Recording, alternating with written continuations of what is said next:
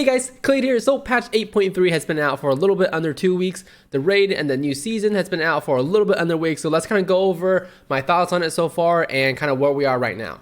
So a quick update on the best in slot gear, especially after doing the raid, is that there's some fights where some of the Eternal Palace trinkets just don't work as well because the bosses just phase too frequently or they disappear, you have to kill an ant, go back to the boss. There's too much target switching for some of those trinkets. So I would definitely recommend that you guys get a gore crusted butcher's block from Waycrest Manor, right?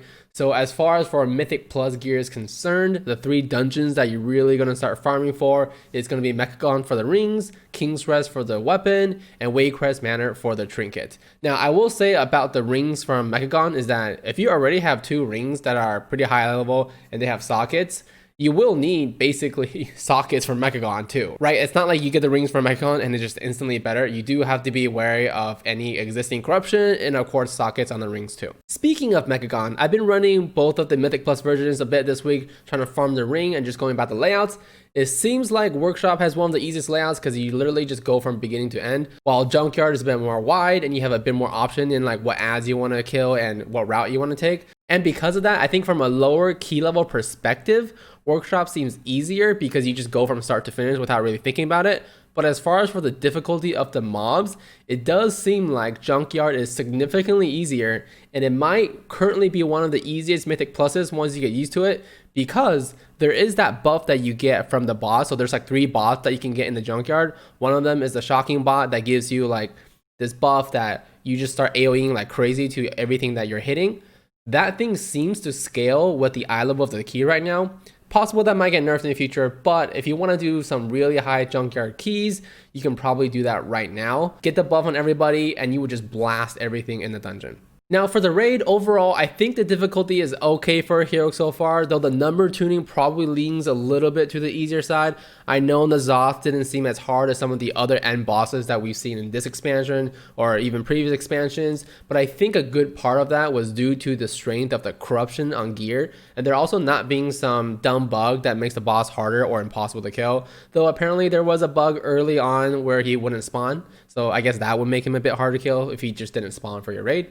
A lot of the bosses in the raid just involve not putting as much bad stuff on the ground, right? There are a couple bosses where you get a debuff. Once the debuff fades, you drop bad stuff on the ground, and you want to make sure that that's spread out as much as you can early on because you don't want to run out of room, especially if your raid is going to have lower DPS. You're just going to get more phases of having to drop stuff on the ground. So that's really the biggest mechanic I feel like overall that you have to be mindful of for a lot of the bosses. Also, there's AoE fights like Hive Mind and Dressagath, which just feel like a larger trash pool, or you're like doing an invasion with a lot of people. If you showed me an invasion in Vale right now with a lot of people and a image or a clip of Dressagath fight, it would probably be pretty hard to tell those 2 apart. Outside of the last 2 bosses, Dark Inquisitor is probably the boss we wiped on the most, mostly just due to learning the soccer mechanic, because you do want to practice this during normal and heroic because you don't want to be going into mythic and then having to relearn normal and heroic mechanics. For Kerberos of Ny'alotha, the right side is so much better if you're melee DPS. There are growth in nice 2 lumps at the end, and you can 5 target AoE, the 3 growths and the 2 little putrid things that spawn. And it's very, very nice to be on the right side. So if you have the option and you're melee, try to go on the right side. The left side is probably better for range and multi-daughters because they can kind of like target all the different growths all around the room. And there is a lot of AoE on this fight, so you can just blast your heart's content. Just make sure that your shadows are turned on for this fight because that's how you're going to dodge the tentacles on it. The last fight in the Zoth doesn't feel completely finished on heroic so far. Maybe mythic will be a completely different fight because you don't really fight in the Zoth that much and the fight just kind of ends. I didn't even realize the fight was over until the cinematic started playing. Moving to corruption gear, they do remain very strong still.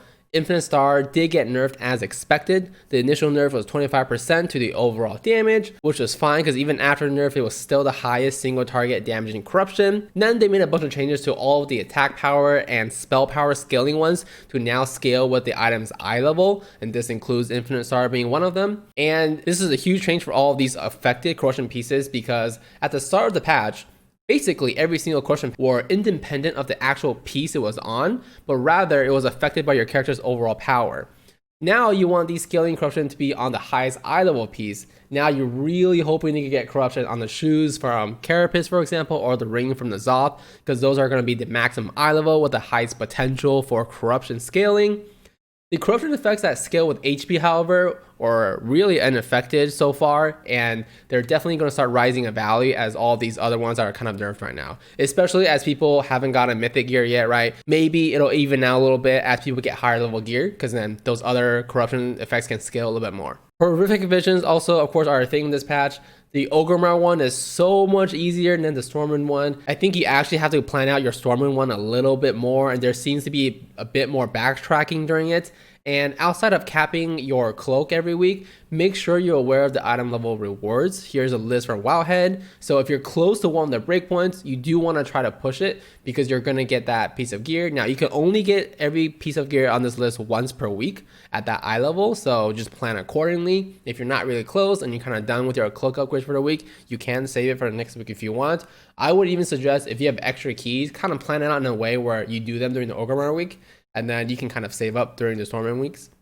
If you have some sick corruption gear right now, it's very likely that they might get nerfed even further. So try to abuse them in PvP right now, get some rating before your corruptions get nerfed. Even if you don't need Azeroth from PvP anymore, the weekly PvP cache will guarantee you a corruption piece, just like your Mythic Plus piece. So every week you want to have both of those things, so that way when you open it on Tuesday or Wednesday, you're going to get 2 guaranteed corruption pieces. And of course, I'll be streaming all of our Mythic progressions, so if you guys want to check that out, feel free to drop by twitch.tv/Kelade. And as always, thanks for checking out the video, guys. Feel free to subscribe to see more. See ya!